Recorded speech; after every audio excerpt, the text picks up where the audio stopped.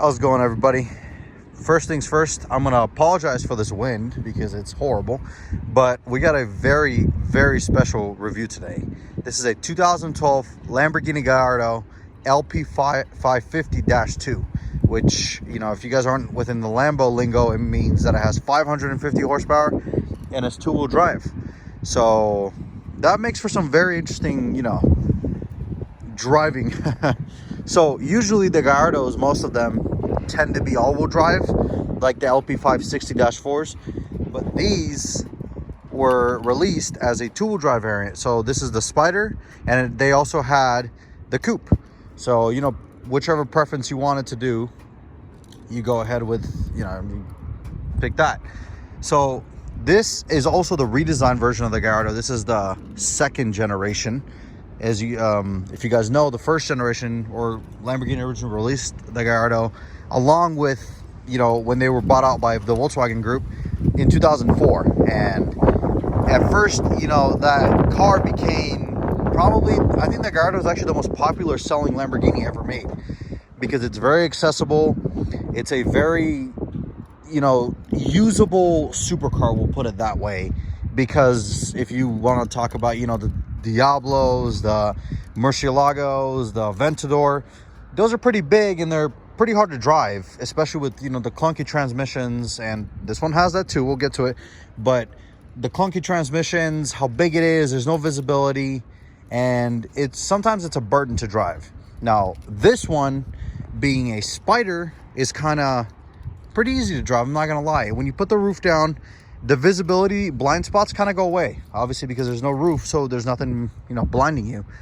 So this car is wrapped. I got this car off Turo.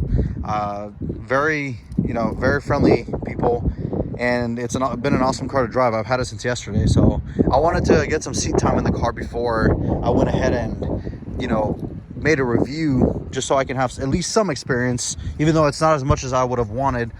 It's some experience to tell you guys.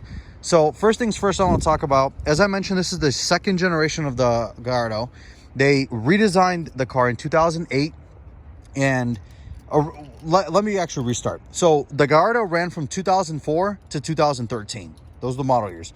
2004 to 2008, we have the first generation Gallardo, which features a 5-liter naturally aspirated V10, which, if you guys want to know what that sounds like, it's absolutely mental. With a right exhaust, it sounds like an F1 car. This is the second generation of the Gallardo, redesigned in late 2008, 2009, and it features a 5.2-liter naturally aspirated V10 that, if you guys know, is shared with the Audi R8. This and the Audi R8, basically the same car, just looks a little different. It has the new Huracan and the new R8 are the same car, essentially, underneath. So, you know, when they redesigned the motor, they changed the sound of it. So it doesn't have that high-pitched noise that the first generation Gallardos do. But, you know, nonetheless, it still sounds absolutely insane.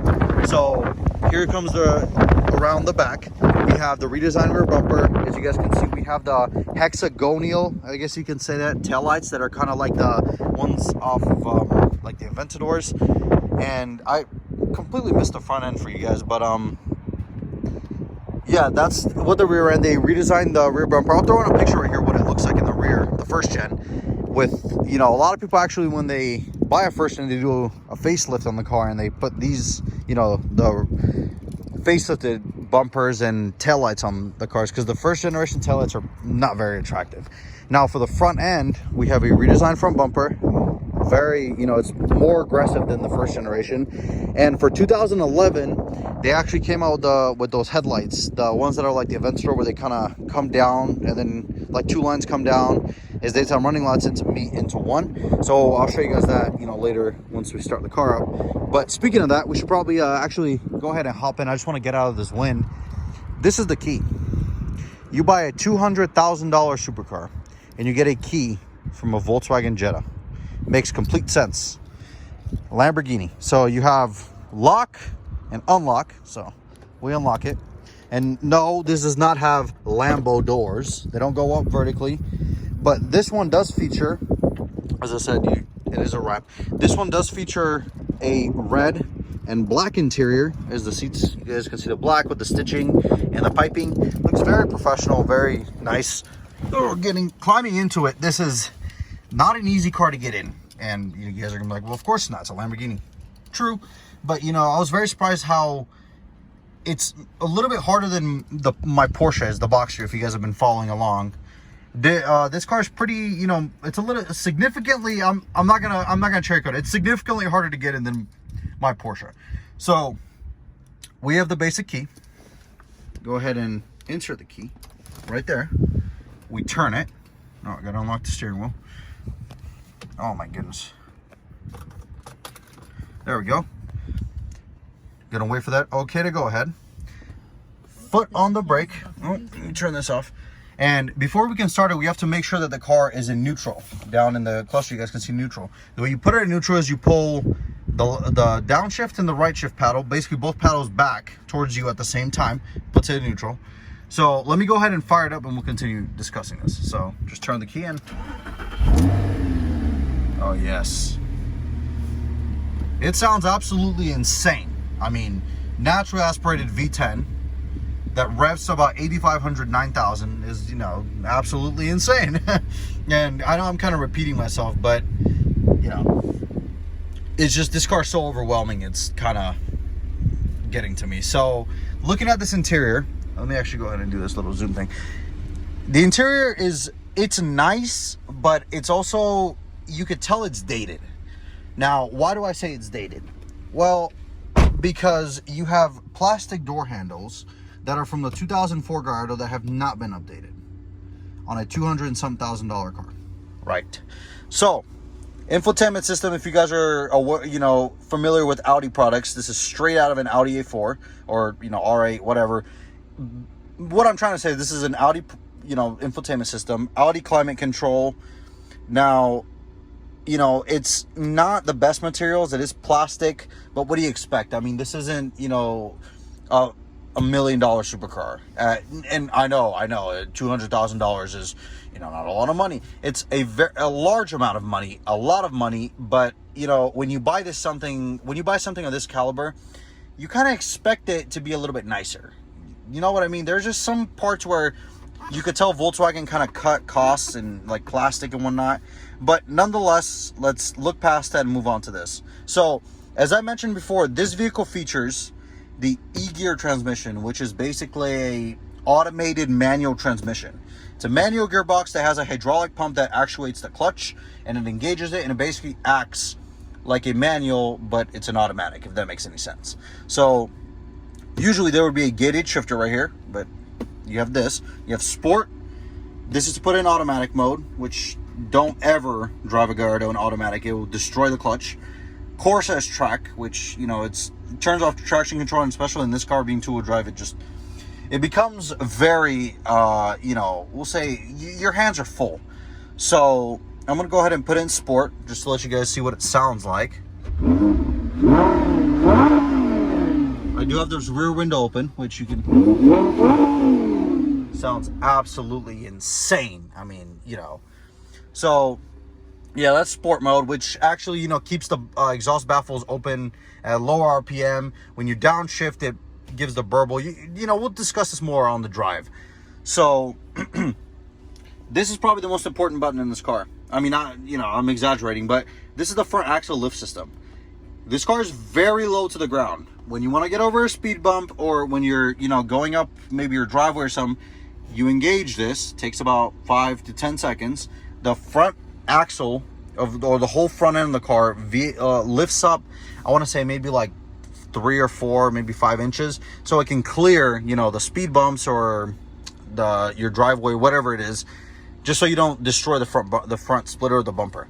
So these are the controls for the, or actually this one, this is the controls for the roof. I actually don't want to put the roof down because it is so windy. That's why I was kind of, you know, hurrying to get inside the car so it doesn't ruin the audio. But this is the control for the window. You can raise it, lower it, which, you know, if it's a bad day, windy, rainy, you could put that down and you still hear that beautiful V10 sing right behind you. So, as I mentioned before, this, you know, this is a Lamborghini supercar, so there's not a lot of space. I'm gonna flip the camera around. I have no headroom. I have more headroom in my Porsche than I do in this car, which, you know, is expected. This is a supercar. You know, you don't buy this to daily drive it. I mean, you could, because this is probably one of the friendliest supercars to daily drive. Actually, the Huracan is, because of the dual clutch. It's very to drive. This has an Alcantara steering wheel, which you can tell has been very well used. So I wouldn't, if I got one of these, I wouldn't get it with an Alcantara, just because once it gets, you know, very used, gets sticky and kind of nasty. So yeah, but you know, this transmission's not, excuse me, this interior is not the most basic interior out there, but it's also not the most convoluted one, like the new Corvette C8 with all the climate control stuff on the side. You know, so let me demonstrate to you guys real quick how you can, you know, and how the transmission works. So you're in the car, it's in neutral, it's running. You put your foot on the brake and you pull this paddle. Now you're in first. So that's first gear. And excuse me, anybody that has driven an automated manual knows that if I let go of the brake, even, you know, I pulled the emergency brake down and I let go of the brake, the car's not going to move. You have to give it throttle, because it's, you know, it has to engage the clutch or disengage the clutch actually, and go ahead and, you know, you can move forward. So it acts as a manual, but it's not. So you may be thinking to yourself, well, you showed us this, but I don't see reverse anywhere. I don't know why they didn't put it here. They put it right here. So you push that, vehicle goes into reverse, and you have a backup camera. Probably the worst quality backup camera, but nonetheless, it's a backup camera. So yeah, I mean, you know, that's kind of all I really wanted to kind of show you guys, because I want to get onto the drive more, because that's where this car shines. So let's go ahead and get onto the driving aspect of this vehicle. All right, everybody, sorry for kind of rushing the, you know, the kind of walk around and whatnot, but I really wanted to get to the driving aspect, and it's very windy outside. So we're in first gear. I let go of the brake, the car's not moving, as I described to you guys. So you have to give it some gas and it starts moving, because it is a automated manual. You know, SMG, BMW SMGs, this is called the E-Gear. It's not as bad as the first gen Gallardos. Those are pretty bad when it comes, they're very rough and, you know, not very friendly. This one's a little bit more tame, but it's still not nowhere near as good as the Huracan dual clutch is. So let me demonstrate. I'm going to shift right now. You see, that was kind of that was an okay shift. That wasn't too rough. Sometimes they're very rough. You have to know when to shift. If you shift it too early, it's gonna kind of stutter, you know. And I don't know. You have to kind of drive this to understand what I'm talking about, the way the gearbox acts and everything. So I'm gonna do a little light acceleration just to show you guys. I'm not gonna, you know, full on red line and everything, but so we're in first gear.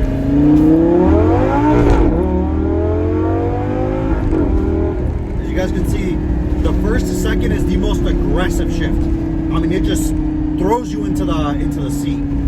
It is absolutely mental, and you know, I hope you guys can hear it very well from that, you know, from the window down. I'm gonna downshift so you guys can hear what those insane downshifts. Let me go ahead and close this. Oh. That V10 is, there's nothing else, man. I mean, you know, every engine is different its own way and sounds different, but these cars are just, they sound very, you know, you can't mistake this car for something else. I mean, you're gonna know it's either a Lamborghini Gallardo, Huracan, or an Audi R8. That's kind of what it is, because, you know, this is such a prominent exhaust note that you can hear it. And as I'm telling you guys can hear it right now, but if I turn it off, if I turn sport mode off, as you guys can hear, listen, you see it baffles it, because now the baffles open at 4,000 instead of at 2,500. But who likes that? Back in sport mode. Yeah. That's the noise we all want to be hearing. Go ahead and do another downshift.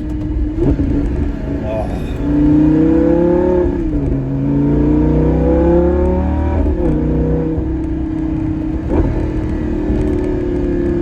So, is this a usable supercar? Absolutely. I drove this all day yesterday. You know, one, because I rented it, but it's not a hard car to drive by any means. If you've driven a sports car in the past, this isn't that different. You just have to be careful, as I said, with bumps and, you know, big inclines and whatnot. but it's not anything that should, you know, kind of scare you away, because you see that was kind of a hard shift. It's not a hard car to learn how to drive, nor is it very intimidating, if that makes any sense. The cost of the car is very intimidating because you don't want to break something because it's a Lamborghini. But when you consider how usable it is, it's just, you know, it's not as bad as it could be. Now, I know, it's still a very expensive car. It's a Lamborghini, but when it was new, this was probably around $220,000. Right now, you could pick one of these up for like $90,000 to $100,000. That's insane. You know, you get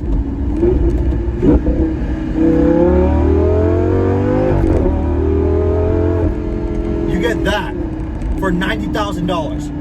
Name a car that sounds that good and is that, you know, emotional as this for $90,000. You can't, because there isn't anything is this, you know. Now the Huracan is a much better car, and I keep comparing it to the Huracan because that's the modern version of this. But the Huracan, I've driven a Huracan, and it's not as, how do I put it? It's not as dramatic. It's not as Lamborghini as this is. This, it's violent. It kicks you into the seat hard. It shifts very hard, and it's the noise that it makes, the way it looks. This is a Lamborghini, and I know it's not as crazy as a Countach or a Diablo. It is, you know, at the end of the day, it is an Audi, but it's, you know, it's still an amazing car. And that's kind of what I wanted to show you guys, is that these cars have become very accessible, if that makes any sense. You know, if you kind of save up, if you work for it, anybody can afford this now.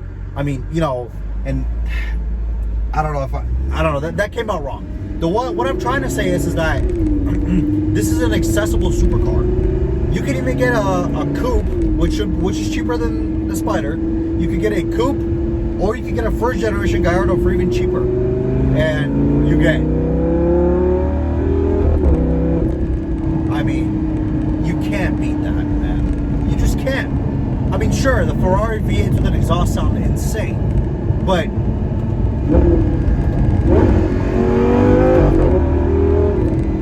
are they this dramatic? No. This is just, this is Lamborghini, man. This is Lamborghini at their like purest form. So I know this isn't one of my very detailed reviews like the Porsche, but I haven't had that much time with this car.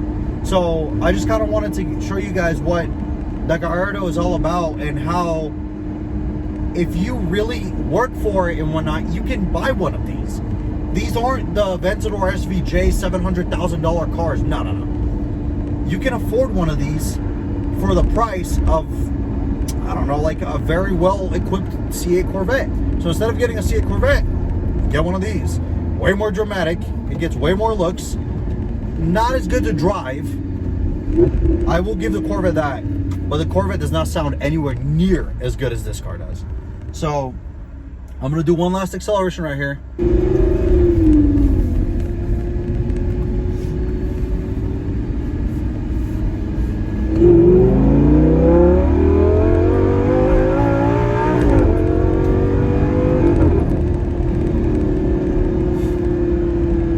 I just want to thank you guys for watching the video today, and I hope all of you have a fantastic day. If you like this video, make sure you like the video.